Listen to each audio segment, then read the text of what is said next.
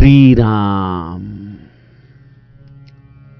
आपल्या सर्वांच्या हृदयस्थ वसणाऱ्या आत्मारामास साष्टांग प्रणिपात करून गोस्वामी तुलसीदास रचित श्री रामचरित मानस या ग्रंथातील जो सप्तम सोपान उत्तरकांड याचं आपण चिंतन करत आहोत. सज्जन हो, हे आपलाच कथा चिंतन क्रमांक 1275.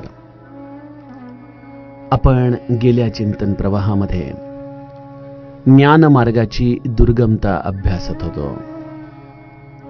जरी अनंत प्रयत्नांनी आपण हा ज्ञानदीपाचा प्रकाश आपल्या हृदयामध्ये पाडला तरी देखील जड चेतनाची गाठ सुटण्याच्या आधीच माया अनेक विक्षेप या आत्मज्ञानाच्या दीपकाला विझवण्यासाठी निर्माण करत असते. माया पहिला विक्षेप आणते आणि ते म्हणजे रिद्धी सिद्धींचा. साधनेचा आविष्कार जेव्हा एका टप्प्यावरती येतो तेव्हा स्वाभाविकपणे सिद्धी तुमच्या अंतरंगामध्ये प्रवेश करतात आणि मग साधक साधनेला सोडून, भक्तीला सोडून रिद्धी सिद्धींच्याच कह्यामध्ये जातो. हेच त्या मायेचं एक गमक असतं, तुम्हाला साधन मार्गावरून भ्रष्ट करण्याचं. जर बुद्धीने निग्रहपूर्वक या समस्त रिद्धी सिद्धींच्याकडं दुर्लक्ष करण्याचं ठरवलं तरी देखील बुद्धी एका टप्प्यावरती अशी काही गाफील होते की या गाफील झालेल्या बुद्धीला इंद्रिय रूपी देवता या आपल्या इंद्रियांच्या झरोक्यातून विषयरूपी वारा आत आणून हृदयातल्या आत्मदीपाला विझवून टाकतात. काल आपण झरोक्याची संकल्पना बघितली. हे प्रत्येक इंद्रिय हृदयाशी झरोक्याच्या आधाराने जोडलं गेलेलं आहे. प्रत्येक इंद्रियाचा देवता आहे आणि या देवतांना तुम्ही विषयापासून परावृत्त झालेला आवडत नाही, कारण तेच त्यांचं कार्य आहे, तुम्हाला विषयामध्ये रुची निर्माण करणं. आणि जसं तुम्ही विषयांपासून दूर होता आणि तुमची बुद्धी जेव्हा गाफील होते तेव्हा हे इंद्रिय रूपी देवता आपला हा दरवाजा सताड उघडतात आणि विषयरूपी सोसाट्याचा वारा हृदयामध्ये आत येऊन या आत्मज्ञानाच्या दीपाला विझवून टाकतो. जीव व्याकुळ होऊन जातो. पुनश्च ती ताकद एकवटू शकत नाही. म्हणून गोस्वामीजी म्हणतात, कहत कठीण, समुझत कठीण, साधत कठीण विवेक. अशा या ज्ञान मार्गातून भक्ती मार्गाच्या दिशेने प्रवास गोस्वामीजी गाऊ लागतात. ज्ञान पंथ कृपान कै धारा, परत खगेस होई नहीं बारा. जो निर्विघ्न पंथ निर्बही, सो कैवल्य परम पद लहई. अति दुर्लभ कैवल्य परम पद, संत पुराण निगम आगम बद. राम भजत सोई मुकुति गोसाई, अनैच्छित आवई बरियाई. जिमिथल बिनु जल रही न सकाई, कोटि भांति को करे उपाई. तथा मोक्ष सुख सुनुख गराई, रही न सकई हरि भगति बिहाई. अस बिचारी हरि भगत सयाने, मुक्ति निरादर भगति लुभाने. भगति करत बिनु जतन प्रयासा, संस्कृति मूल विद्यानासा. भोजन करिय तृपीती हित लागी, जिमी सोअसन पचवय जठरागी, असी हरि भगति सुगम सुखदाई, को अस मूढन जाहि सोहाई।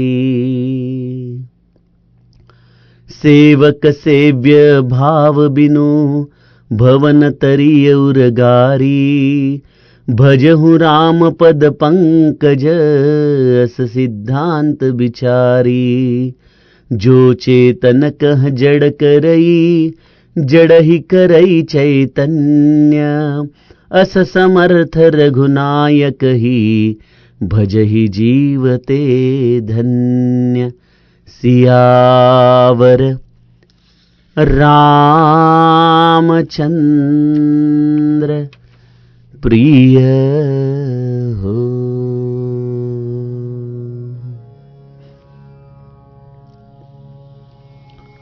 सज्जनो, गेल्या 3 निरूपणांमधून आपण ज्ञानमार्ग किती दुर्गम आहे, किती क्लिष्ट आहे, त्यामध्ये मनाचा विलक्षण निग्रह हा जीवाला कसा हवा आहे, या सर्व गोष्टींचं चिंतन बघितलं. खरोखर आपण इतक्या चंचल मनाचे आहोत की एखादा लौकिक नियम देखील आपण नीट ठरवून पूर्ण करू शकत नाही. मग इथं तर हा परमार्थाचा बुद्धीने केलेला निग्रह आहे. जरी बुद्धी निश्चयात्मक असली तरी देखील तिच्या संलग्नतेने मनाचं चांचल्य देखील वास करतं. आणि त्यामुळं या इंद्रियांच्या झरोक्यातून येणारा वायू म्हणा किंवा या रिद्धी सिद्धी रूपी असलेल्या विक्षेपांना म्हणा, तो निरंतर लढू शकत नाही त्याच्याशी. कुठल्या ना कुठल्या तरी टप्प्यावरती ही मायावी अस्त्र या बुद्धीला तिच्या निश्चयापासून दूर करतात. ही वस्तुस्थिती आहे आणि आमच्यापैकी बहुतांश लोकांचा हा अनुभव देखील आहे. अहो, आपण किती साधे सोपे संकल्प करतो. एवढा जप दररोज करायचाच बरं, परंतु आपल्याकडे एक म्हण आहे ना, नव्याचे 9 दिवस. त्या पद्धतीने आपले संकल्प पुढे जातात आणि न जाणे कुठं आपण हरवून बसतो आपल्यालाच कळत नाही. श्री महाराजांच्याकडे नाही का ती एक व्यक्ती आली आणि म्हणाली की महाराज, मला काहीतरी संकल्प द्या, काहीतरी निश्चय द्या, मी तो अगदी प्राणापलीकडे सांभाळतो. महाराज म्हणाले, हो, लौकिक अर्थाचे संकल्प आणि परमार्थातले संकल्प भिन्न असतात, तुम्ही असं नका हट्ट करू. परंतु जेव्हा त्यांनी खूपच आर्जव केला तेव्हा महाराजांनी त्यांना सांगितलं की दररोज भोजन घेण्याच्या आधी 3 वेळेला राम राम राम एवढं म्हणा, बस, बाकी काही करू नका. आणि एका टप्प्यावरती एकदा गोंदवल्यामध्ये भोजनाची वेळ टळून गेली आणि महाराज काहीतरी बोलत राहिले, लोकांना गुंतवून ठेवलं आणि त्या पंक्तीमध्ये हे महाशय देखील बसलेले होतेच. आणि अचानक महाराज म्हणाले, अरे भात घार होतो, चला चला चला लगेच चालू करा बरं. असं म्हणून महाराजांनी सगळ्यांना भोजन चालू करायला लावलं आणि हळूच त्या व्यक्तीच्या जवळ जाऊन विचारलं की मग आता दुपारचं राम राम राम रात्री म्हणणार का? यावरती ती व्यक्ती अत्यंत ओशाळली, म्हणाली, महाराज क्षमा करा, मी संकल्प केला होता मनामध्ये, परंतु या बोलण्याच्या नादात न जाणे कसा विसर पडला. महाराज फक्त हसून एवढंच म्हणाले, अहो, परमार्थामधले संकल्प हे लौकिक संकल्पासारखे नसतात. या संकल्पांची पूर्ती होण्यासाठी भगवंताची अपार कृपा लागते. हे मानवी बुद्धीचं कार्य नाही. आणि ज्ञान मार्ग या सगळ्या गोष्टींना मान्यताच देत नाही. म्हणूनच गोस्वामीजींनी दीप प्रज्वलन करायला गुरुकृपेचा आधार घेतलेला नाही. जरी वस्तुस्थिती ती असली की निरांजनामध्ये लावलेली वात ही गुरुकृपेशिवाय प्रज्वलित होऊ शकत नाही, तरी ज्ञान मार्ग असल्यामुळं, इथं आपली बुद्धी जागृत असल्यामुळं, सोहमस्मी ती वृत्ती अखंडा अशा पद्धतीने गोस्वामीजींनी आपल्याला या निरांजनाला प्रज्वलित करण्यासाठी स्वतःच्या अहंकार रूपीच अग्नीचा आधार दिलेला आहे. त्यामुळे सज्जनो, कुठलाही संकल्प हा भगवत कृपेने पार होत असतो. भक्ती मार्गातला काय किंवा ज्ञान मार्गातला काय, परंतु ज्ञान मार्गामध्ये आपला अहंकारच बऱ्याचदा यासाठी अडथळा ठरत असतो. म्हणून गोस्वामीजींनी या ज्ञान मार्गाचं सगळी क्लिष्टता अगदी थोडक्यामध्ये आपल्याला या पहिल्या चौपाईमध्ये सांगितली की ज्ञान पंथ कृपान कै धारा, परत खगेस होई नाही बारा. ज्ञानाचा मार्ग हा कृपाणाच्या म्हणजे दुधारी तलवारीच्या धारे समान आहे. जसं तलवारीला दोन्ही बाजूनी जर धार असेल तर मनुष्याचं अजाणतेपणाने का होईना स्वतःच्याच शस्त्राने स्वतःचं नुकसान होतं. आपण एखादा नवीन सुरी किंवा चाकू घरी आणला आणि नवीन कोणी चिरायला लागलं की आपण लगेच सांगतो, सावकाश चिरा, ते फार धारदार आहे, माझं इतक्या वेळा बोट कापले की बस. सज्जनो, त्याप्रमाणे ज्ञान मार्गामध्ये देखील जो मार्ग आम्हाला परमार्थाकडे नेणार आहे, जो स्वरूप दर्शनाकडे नेणार आहे, तोच मार्ग आम्हाला खूप कुठेतरी गर्तेमध्ये देखील टाकणारा ठरतो. कारण इथं अहमभावाचं गाठोडं घेऊन चालायचं आहे आणि हा फार मोठा अडथळा आहे की आपल्या अहमभावाला घेऊन या दुधारी तलवारीवरून चालत राहायचं आणि कधीतरी या अहमभावाने थोडंसं पाऊल वेडं वाकडं टाकलं की आपलं अकल्याण झालंच म्हणून समजा. आणि गोस्वामीजी आमच्यासारख्या सामान्य जीवांकडे बघतात की जे भक्ती मार्गावरती देखील चालताना छोटे छोटे संकल्प पूर्ण करू शकत नाहीत, त्यांनी तर ज्ञान मार्गाचा विचारच न केलेला बरा. त्यामुळं इथं भुशुंडीजी गरुडाला सांगतायत, परत खगेस होई नाही बारा. या मार्गावरून घसरायला वेळ लागत नाही. आणि ती घसरण इतकी विलक्षण असते की होत्याचं नव्हतं होतं बघा. मनुष्य इतका खाली पडतो की अरे तो हाच होता का असं म्हणायची वेळ येते. बघा, ज्ञान मार्गामध्ये देखील गुरु आहेत, त्यांची कृपा आहे, परंतु ज्ञान मार्गामधला गुरु काय करतो की शिष्याला स्वतंत्र करतो. म्हणतो, तू तुझा विचार स्वतः कर, तूच तुझा गुरु हो, कुठल्या गुरुचे पायलं धरायला जाऊ नकोस. सज्जनो, ही परंपराच अशी विचित्र आहे की इथं चुकीला स्थानच नाही. आपल्याकडे नाही का लहानपणी गणिताचा पेपर चुकला किंवा एखादं गणित चुकलं पेपरमधलं की मग बाई काय करायच्या की निदान पूर्णच मार्क कापण्यापेक्षा किती स्टेप्स बरोबर केल्या तिथपर्यंत मार्क देऊत. मग 4 पैकी 2 स्टेप बरोबर केल्या, चला 2 मार्क द्या, तेवढेच मार्क त्याचे मोजले जातील. परंतु ज्ञान मार्गाच्या पेपरमध्ये उत्तर चुकलं की शून्यच,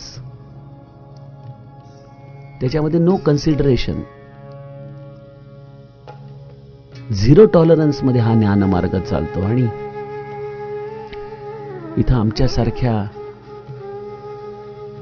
ज्याची सगळं राहणीमान, ज्याचं सगळं साधन हे ऐसपैस आहे, अशा पद्धतीच्या व्यक्तीला हा ज्ञान मार्ग कसा बरं आचरणामध्ये आणता येईल. आणि जरी समजा त्याने बुद्धीच्या निग्रहाने बराच प्रवास केला, परंतु जर तो खाली पडला तर त्याला परत तो मार्ग उठून चालण्याची हिंमत या आयुष्यात तरी होऊ शकेल का? जे कोणी या मार्गावरून जातात निभावून ते धन्यच आहेत, यात काही शंकाच नाही. सो कैवल्य परमपद लहई. गोस्वामीजी म्हणतात, अंतिम ध्येय जे आहे ते त्याला प्राप्त होईलच, यात काही शंकाच नाही. परंतु जशी या निरूपणाची मी सुरुवात तुम्हाला आधी करून सांगितली होती की या माउंट एव्हरेस्ट सारख्या दुर्गम शिखरावरती चढण्यासाठी जसे वेगवेगळे मार्ग आहेत, त्यातले काही मार्ग हे अत्यंत दुर्गम आहेत. त्यावरून भले भले देखील जाण्याचा विचार करत नाहीत. त्यामुळे सामान्यांचा तर तो मार्ग असूच शकत नाही.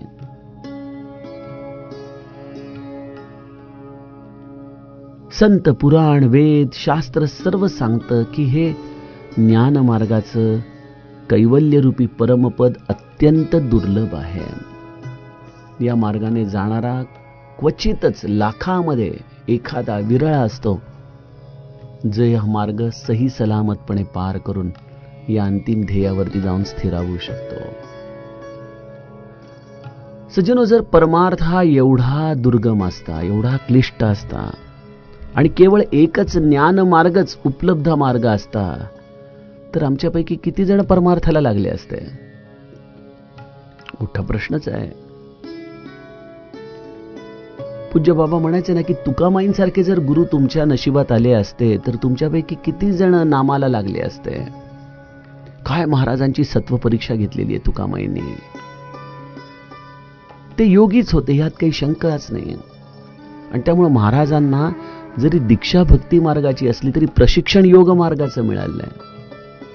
जिथे यमनियम इत्यादी सगळ्या गोष्टी या गुरुच्या सहवासामध्ये श्री महाराजांनी स्वाभाविकपणे शिकल्या. अहो साधं गोष्ट 9 महिने गुरुच्या जवळ राहत असताना श्री महाराज आपल्या गुरुला आपला पाय लागू नये यासाठी बिछाण्यावरून पाय खाली सोडून झोपत असत. केवढा मनाचा निग्रह असेल, केवढं इंद्रिय दमन असेल. हे आपल्याला साधी दररोजची उशी मिळाली नाही तरी आपली झोप नीट होत नाही. इथं महाराज वयाच्या 12व्या 13व्या वर्षी एवढा मनाचा निग्रह साधतायत. ही योग मार्गामधली, या ज्ञान मार्गामध्ये असलेल्या इंद्रिय संयमानाची परीक्षा श्री महाराजांनी लहान वयातच दिलेली आहे. परंतु जर असे गुरु अशा परीक्षा आमच्या वाटेला आल्या असत्या तर आमच्यापैकी किती जण तुकामाईंना पायीक होऊ शकले असते? सज्जनो, आणि त्यामुळेच तुकामाईंनी जाणलं की हा सर्व दृष्टीने योग्य आहे आणि हा अनंत लोकांचा उद्धार करू शकेल. म्हणून योग मार्गामध्ये असतानाही तुकामाईंनी श्री महाराजांना समर्थ संप्रदायाची दीक्षा दिली. श्रीराम जय राम जय जय राम हा त्रयोदक्षरी मंत्र दिला आणि विशेषत्वाने सांगितलं की प्रापंचिकांच्या मागे उभा राहा, त्यांना परमार्थ शिकव. केवढे मोठे उपकार आहेत तुकामाईंचे आपल्यावरती. जर त्यांनी देखील सांगितलं असतं श्री महाराजांना की मी जशा तुझ्या परीक्षा घेतल्या, जा डोहामध्ये उडी मार, मी सांगितल्याशिवाय येऊ नको, पानं तोडून आण, परत जाऊन जोड, खड्डा कर, मुलांना पूर, त्याच्यावरती बस, काही बोलू नकोस, अशा जर परीक्षा आम्हाला अनुग्रहासाठी दिल्या असत्या विचारच नाही केलेला बरा. परंतु तुकामाईंनी कृपा केली आणि महाराजांच्या द्वारे आम्हा प्रापंचिकांना भक्तीचा साधा सोपा मार्ग त्यांनी उघडा करून दिला. जसे एखादा उंच डोंगर असावा ज्याच्यावरती एखादा गिर्यारोहक अनेक कष्ट घेऊन चढत जाईल, परंतु त्याच डोंगराला पार करण्यासाठी सुंदर घाट सरकारतर्फे बनवण्यात आला आहे. एखादा मनुष्य आपल्या वातानुकूलित गाडीमध्ये बसून कुठल्याही प्रकारचे कष्ट न घेता सहजपणे त्या डोंगराला पार करून निघून जातो. आणि त्यासाठी एखाद्या गिर्यारोहकाला मात्र परम कष्ट घ्यावे लागतात. सज्जनो, त्याप्रमाणे या कैवल्यरूपी परमपदाला प्राप्त होण्यासाठी संतांनी त्याच परम पदाला आपल्या जवळ आणलेला आहे आणि त्यासाठी एक सुंदर उपाय करून दिला आणि तो म्हणजे हरिभजनाचा. राम भजत सोई मुगुती गोसाई, अनैच्छित आवई बरी आई. आणि गंमत अशी केली की त्याला फक्त सांगितलं की मुखाने तू राम राम राम राम म्हणत राहा, बस, बाकी काही विचार करू नकोस, काही शास्त्र वाचू नकोस, ग्रंथ वाचू नकोस, काही करू नकोस, फक्त मुखाने राम राम राम राम म्हणत राहा. किती सोपा उपाय आहे. आमच्यासारखे हुशार मंडळी महाराजांना विचारतात की महाराज हे रामराम म्हटल्याने काय होणार? मग त्यासाठी महाराज आम्हाला दासबोध देतील, नाथ भागवत देतील, भगवद्गीता देतील आणि सांगतील की बघ बाळा, की जपाला यज्ञ म्हटलेलं आहे भगवंताने, त्या यज्ञामध्ये आपल्या अहंकाराची आहुती दिली की तो जप फलित होतो, तुला तुझ्या स्वरूपाचं दर्शन होतं, वगैरे वगैरे वगैरे. आमच्या सगळ्या मंडळींना अनेक बुद्धिवादी तर्क लागतात, परंतु एखादा अडाणी असतो जो म्हणतो की महाराजांनी सांगितलं ना राम राम म्हणायला, बस, बाकी काय मला कळतंय. आणि तो अविरतपणे निरंतर राम राम राम राम म्हणत राहतो. बघा, ज्याच्याकडे जास्त प्रश्न असतात ना, बहुतांश वेळेला त्याच्याकडे साधनाची उपेक्षा असते. सूत्र जरा अवघड वाटेल, परंतु ही वस्तुस्थिती आहे. जो नित्य निरंतर साधनेमध्ये आहे ना, त्याला प्रश्नच उरत नाहीत. कारण नाम हे स्वसंवेद्य आहे. ते तुमच्याच अंतरंगातल्या सगळ्या प्रश्नांची उत्तरं तुम्हाला देतं. त्यामुळे तिथं बुद्धीचे तर्क चालवायची गरजच पडत नाही. गोस्वामीजी म्हणतात, काय होतं नाम घेतल्याने? की तुम्ही इकडं मुखाने वैखरीने हरिभजन करताय आणि तिकडं ज्या मुक्तीसाठी हा ज्ञानमार्गी तडफडत होता की कधी येणार ती मुक्ती, किती अवघड आहे हा सगळा टप्पा. इथं भक्ती मार्गामध्ये हरिभजन करणाऱ्याला माहीतच नाही की हा प्रवास कशाचा आहे, कुठं चाललोय, काय करायचंय, काही माहीत नाही. कारण साधनच इतकं गोड आहे की साध्याचा कोणाला विचार आहे. ज्ञान मार्गामध्ये साधन इतकं खडतर आहे की कधी एकदा साध्य येईल अशी जीवाची मनस्थिती होऊन जाते. आपल्याला देखील कधी कधी मनासारखी कंपनी मिळाली, मनासारखी गाडी मिळाली आणि आपला मूड देखील छान आहे, तर प्रवास असा वाटतं की संपूच नाही, बस चालू राहावा प्रवास. काय तिथं जाऊन हेच करायचंय. हा प्रवास फार आनंददायी वाटतोय. कोणाला साध्याची आता गरज आहे. सज्जनो, भगवंताच्या नामाचा रस ज्याने प्यालेला आहे त्याला असं वाटतं की हा रस सोडून आणखीन कुठला रस कशासाठी प्राशन करायचा. आणि त्यामुळं तो नामाच्या पलीकडे विचारच करत नाही. परंतु इकडं मात्र गंमत अशी होते की त्याचं जसं साधनचं मापटं भरू लागतं, मोक्ष मुक्ती त्याचा पत्ता विचारत विचारत बळजबरीने त्याच्या घरामध्ये घुसते. म्हणजे इथं ज्ञान मार्गामध्ये ज्या मुक्तीच्या साठी हा आटापिटा करत असतो आणि ती मुक्ती मात्र हातात येत नाही. आणि इथं भजनाचा परिणाम असा आहे की भजन करणाऱ्याला मुक्ती काय हे माहीत नाही आणि इथं मुक्ती मात्र बळजबरीने त्याच्या अंतरंगामध्ये प्रवेश करत असते. सज्जनो, जीवनामध्ये बहुतांश ठिकाणी हाच नियम लागू पडतो बरं का. बहुतांश ठिकाणी काही अपवाद असू शकतात, परंतु जोपर्यंत एखाद्या गोष्टीसाठी तुम्ही फार उत्कटपणे धावा करत असता की हे व्हावं, हे व्हावं, हे व्हावं, तोपर्यंत ती गोष्ट आपल्यापासून नेहमीच लांब राहते. आणि ज्या वेळेला आपण सगळ्या आशा सोडून देतो की आता नकोच बाबा, मला काहीच गरज नाही असं म्हणून आपण जेव्हा पूर्णपणे निराश होतो त्या गोष्टीबाबत, तेव्हा नकळतपणे ती आपल्या आयुष्यामध्ये प्रवेश करते. गंमतच आहे ही सगळी. मग तो पैसा असो, ज्या तरुण वयामध्ये पैसा पाहिजे असो तेव्हा मिळत नाही, आणि म्हातारपणी जेव्हा खर्च करण्याची ताकद राहत नाही तेव्हा मात्र LIC पॉलिसीचे मॅच्युअर झालेले अमाऊंट खात्यातून पडत राहतात. करायचं काय त्या पैशाचं. अनेक लोकांना मध्यम आयुष्याच्या टप्प्यावरती अनेक रोग त्रास देतात आणि म्हातारपणी इतके टुणटुणीत राहतात की बस. परंतु तेव्हा देहाला या सगळ्या गोष्टींचा उपभोग घेण्याची शक्यता नसते. आयुष्यामध्ये जी गोष्ट ज्या वेळेला आपण खूप हव्यास करून मागत असतो त्यावेळेला ती मिळत नाही, आणि जेव्हा आपण तिची उपेक्षा करतो त्यावेळेला मात्र ती हात जोडून समोर येते. भक्ती मार्गाची गंमत अशी आहे की तिथं हव्यासही नाही आणि उपेक्षाही नाही, असा एक सम्यक स्थितीमध्ये भक्त असतो. मनामध्ये एवढा मात्र आर्जव असतो की भगवंता, तुझं नाम एवढं गोड आहे तर तुझं रूप किती गोड असेल रे. कधी तुझ्या रूपाचं दर्शन होईल, कधी तुझ्या रूपाचं दर्शन होईल.